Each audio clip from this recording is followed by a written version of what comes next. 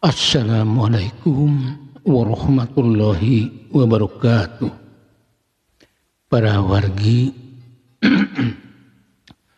mitra dongeng anu teu oleh mikaristun mikasono kana pidangan channel Andang S. Argayuda nuju di mana we ayana. Buah anu ceketna buah anu tebihna pon kitu deui anu nuju ngalanglang buana di mancanagara.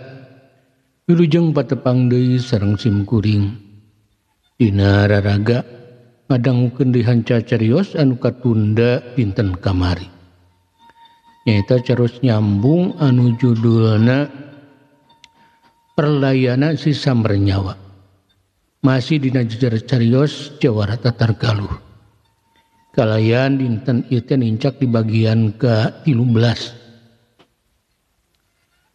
Ieu dongeng mangrupikeun karya sastra Andang S. Argayuda karya simkuring.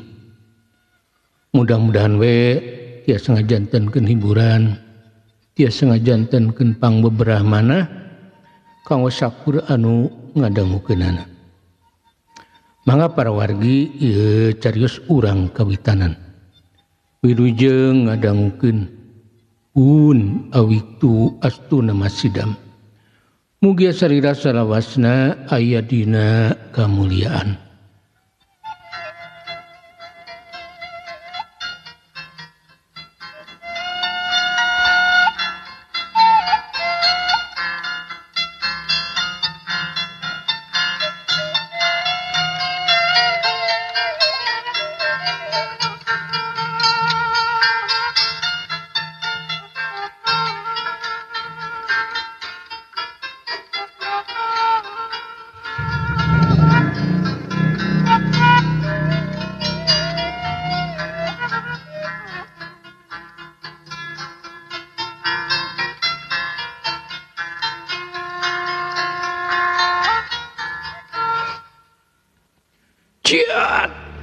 Nawangsi teu micen waktu.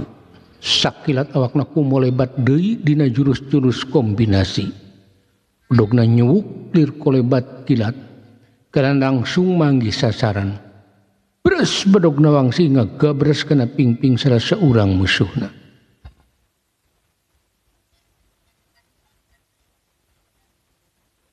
Aduh ieu.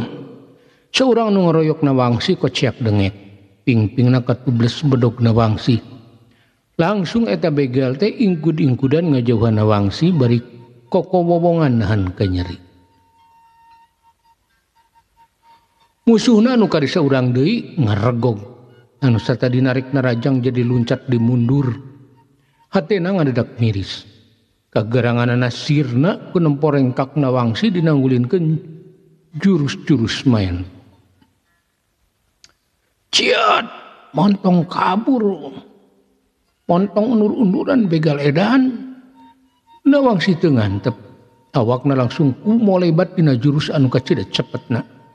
Bedogna kumolebat dina gerakan bulan sabit. Bres deui bedog Nawangsi manggih sasaran. Aduh, begal nu panungtung ngajerit panjang.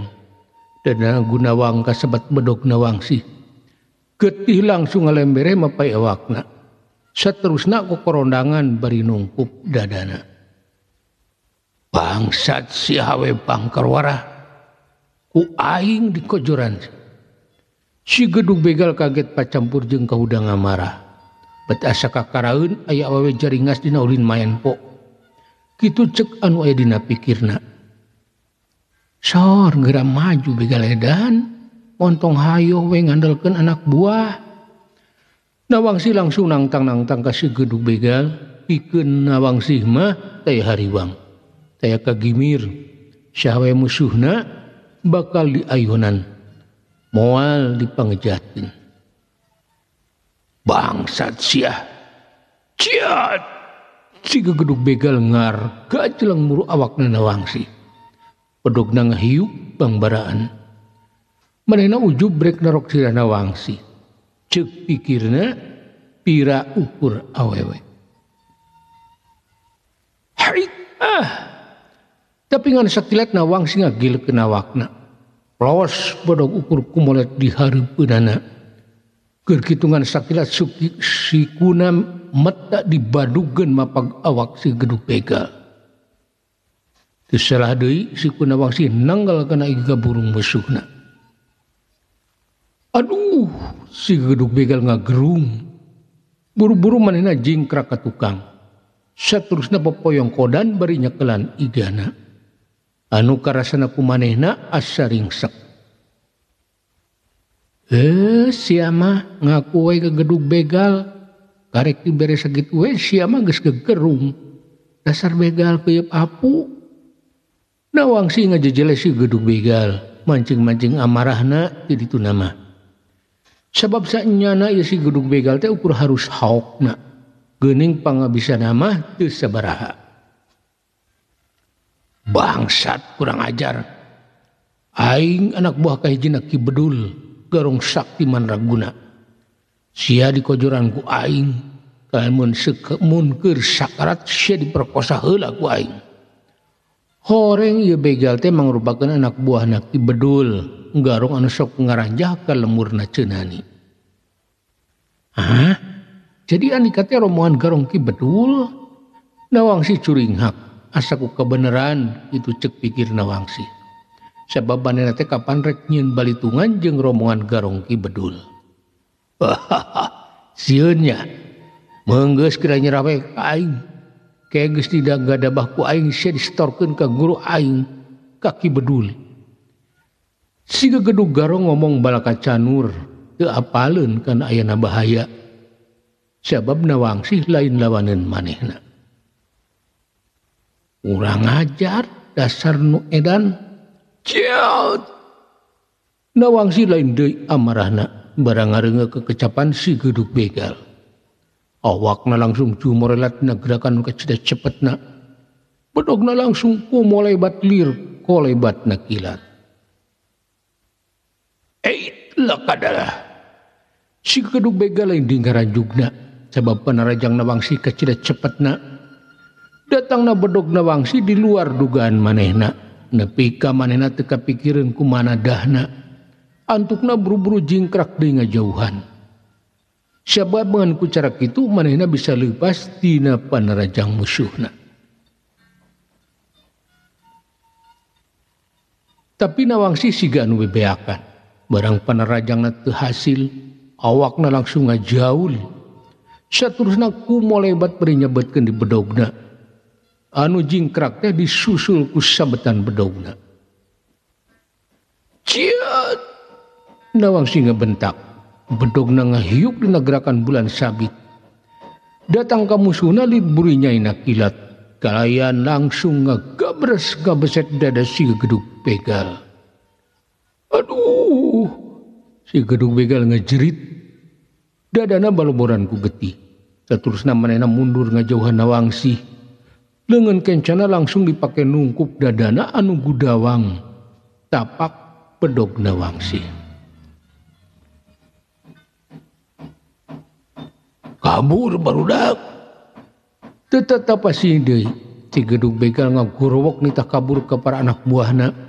Sedang manehna mah langsung ngagajlang kana rungkun. Saterusna kabur teu nolih deui ke anak buahna. Dasar begal ngomong we harus sugan teh nya gagarongkah ujung-ujungna teh kalah kabur.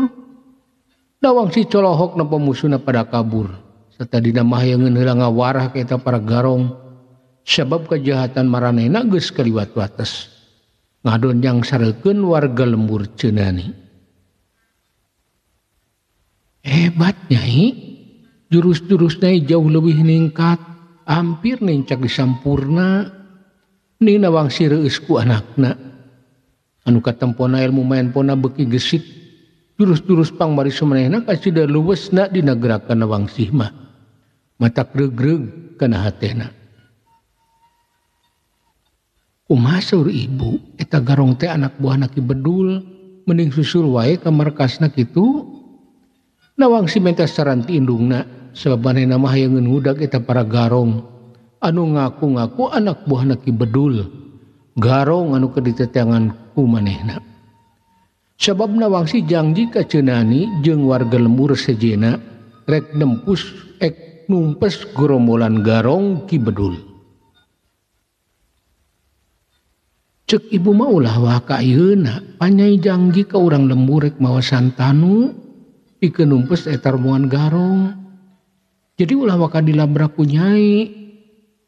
Barina ongko urang teu apal di mana markasna. Ni Nawangsi ngababadian anakna sangkan ulah keterusan nyusun-nyusun rombongan garong anu tadi. Sabab teu apal kaya anana bisi matak cilaka. Kitu cek pikir nih Nawangsi.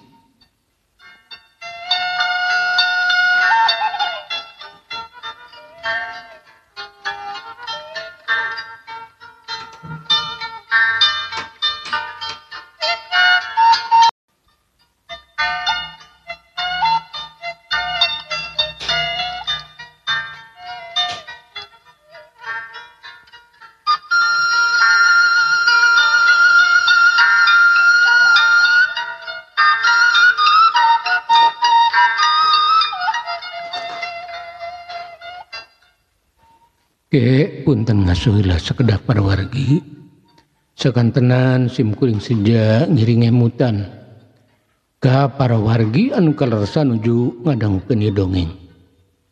Bilih YouTube teu acan di-subscribe, punten di-subscribe heula nya. Kalentong hilap like-na oge komentarna. Teu esane supados mana simkuring medar di lalakon enggal tiasa langsung nembongan dina YouTube para wargi. Atur nuhun kana perhatosanana. Mangga urang lajengkeun.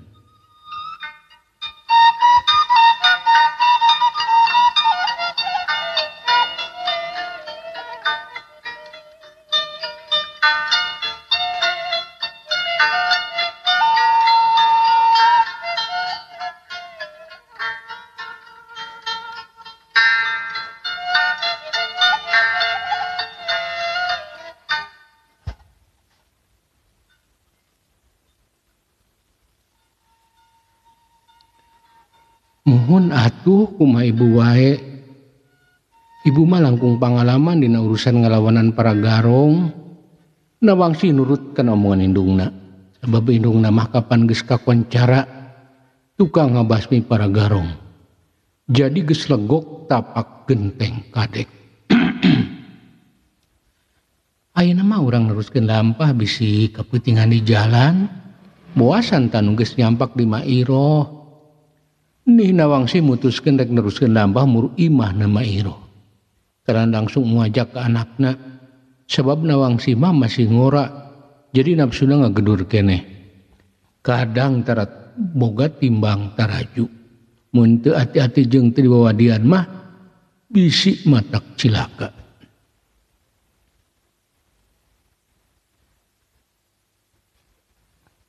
Saterusna mah eta indung jeung anak teh nikreuh deui.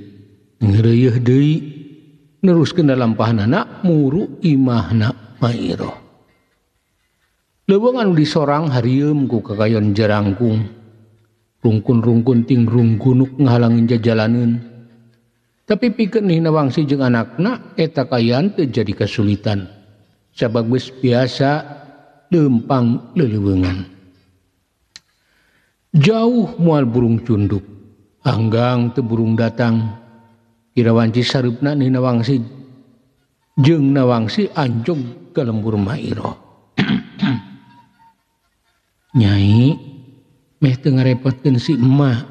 Urang eureun we heula di warung. Ibu mah geus lapar. Nih Nawangsi ngajak timpang heula ka warung. Sabab geus lapareun ti tadi keneh. Muru ka imahna Mairoh mah bisi matak ngarepotkeun jeung ongkohan meureun kudu popola heula.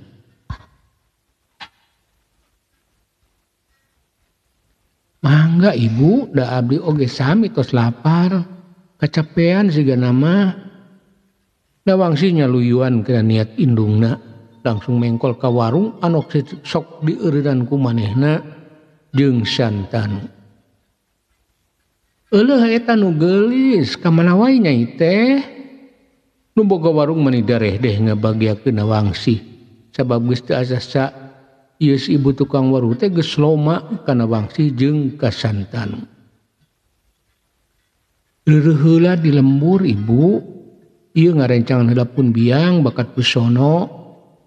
Na Wangsi langsung ngawanohkeun indungna kanu boga warung, berbebeja majar manehna tas numpi heula di lemburna.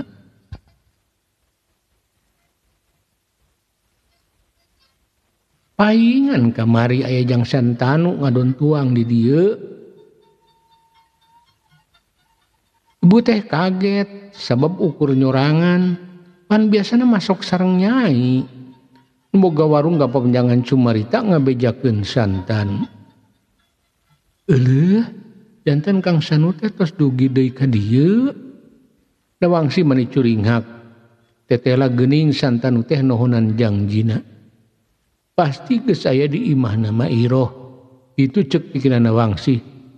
Hatena ngadadak ngerandakah ku kabunga. Sumuhun aya malihan ku ibi teh ditaroskeun cekeng teh. Nah teu sareng nu geulis undungan tak. Si bu warung nyakeun yen geus aya Santanu poe kamari. Teu pundung ibu Kang Santanu meuli heula ka lemurna. Jangjina tepang deui di bumina Mairoh. Nuhun ayeuna tos aya. Na Wangsi imut teleb ngareungeuk ke kecapan boga warung. Oh, kitu. Manawi teh pararundung ibi mah mani reuwas. Da kanyai sareng ka Jang Santanu teh tos teu asa kabatur. Si ibin boga warung ngarengha panjang atoheun ngareungeuk ke kecapan Wangsi.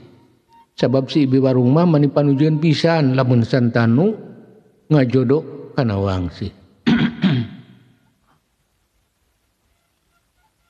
Kalau diajak ngobrolnya sok eta dituang nyai oge ibu. Sok sing wareg eta katuangan nyuguhan ti embi kanggo nu geulis. Ulah dibayarnya. Si ibu warung nyodorkeun kadaharan ka Wangsi jeung ka indungna, tapi lain jualeun. Eta mah nyuguhan kana Wangsi da geus asa ka kulawargana. Ih, atuh panginten ngarugikeun salira embi. Nina Wangsi kageteun ku polahna nu boga warung. Nah kadaharan sakitu ngabarakna cenah ulah dibayar.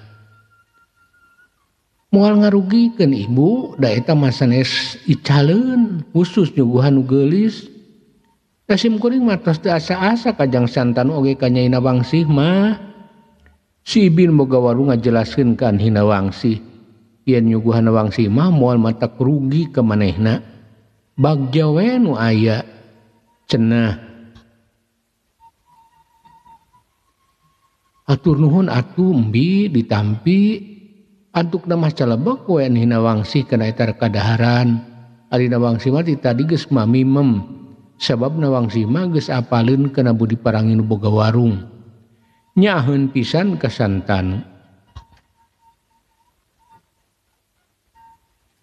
Tapi basa daharna oge can rengse, na Wangsi ngarenjak. Sabab si ibi nu boga warung ujug-ujug ngajerit. Barang direret geuning keur diasongan bedog kana beungna ku sarasa urang jalma anu ngadondahar. Sia minta pamayar dahar ka aing, sugan hayang digorok tah ti korosia teh ku aing. Yeuh tengekeun, aing teh jawara tanpa tanding. Di meuni wae aing madang teu aya nu mawani minta duit pamayar ka aing. Keluarkeun duit sia, ari hayang salamet mah. Eta lalaki teh ngomong garang ka si ibi nu boga warung. Badogna nempel kana ti koros ibi. Saterusna minta duit ka nu boga warung. Jawara edan, jawara keut apu.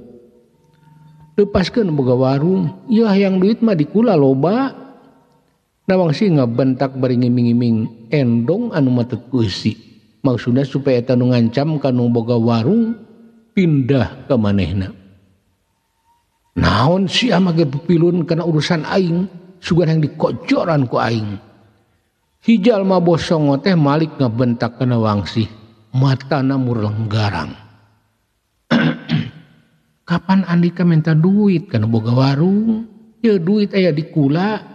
Jawarana nahaon dar mung mayar kalah rek nandasa anu lemah. Ya duit mah cokot ka dieu. Nawangsi deui nembongkeun endong anu loba duitan. Kalayan bari ngajejeleh eta Jawara edan.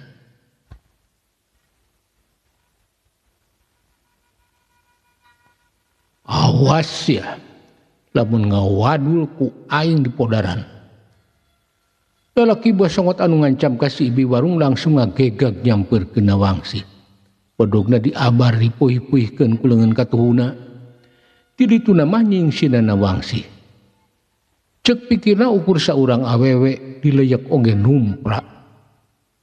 Nya ieu hayang duit mah. Nawangsi ngasongkeun rajut meunang ngodok tina endongna. Langsung diiwing-iwing ke Jawara edan. Tapi basa leungeun si Jawara rek ngarawel eta rajut ngan sakilat leungeunna direwak ku Nawangsi. Laju Nawangsi usik dina jurus banting. Tetepasieun deui eta Jawara teh ngagedebut nang karak bengkang. Kalian teu asa-asa leungeunna anu masih dicekel langsung dipurilitkeun. Saterusna ngan sakilat dampal suku Nawangsi ngajeprod kana sikuna. Krek peletok sada tulang potong.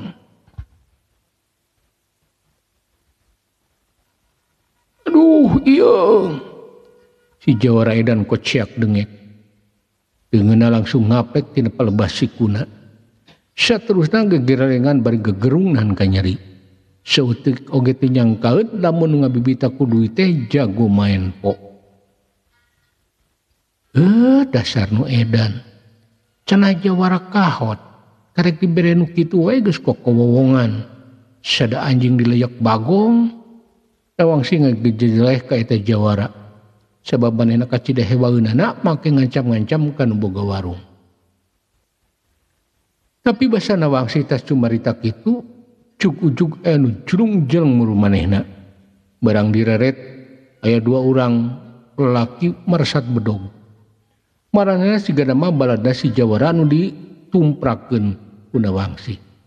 Sabab langsung mereleng siga nu rek narajang.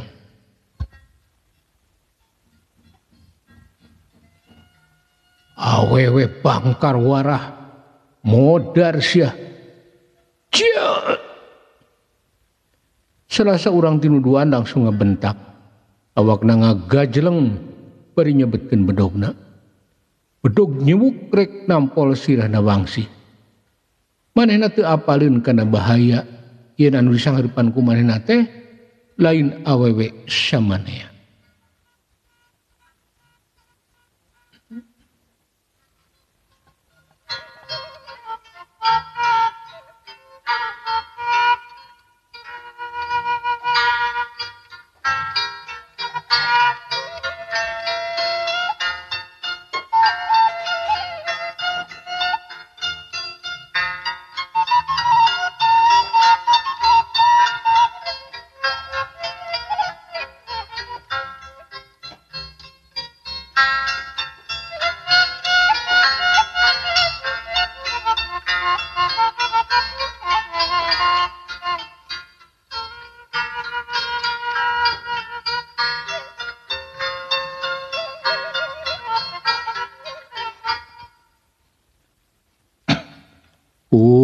Wargi rupina ceros nyambung anu judulna Perlayan Si Sambar Nyawa bagian ke-13 dicekapkeun mung dugi ka dieu. Enjing atanapi bageto menawi urang dipareng umur anu panjang tiasa ditepangkeun deui dina glejengan ieu carios. Pobor sapanon carang sapakan mugia para wargi agung cukup lumur jembar pangampura.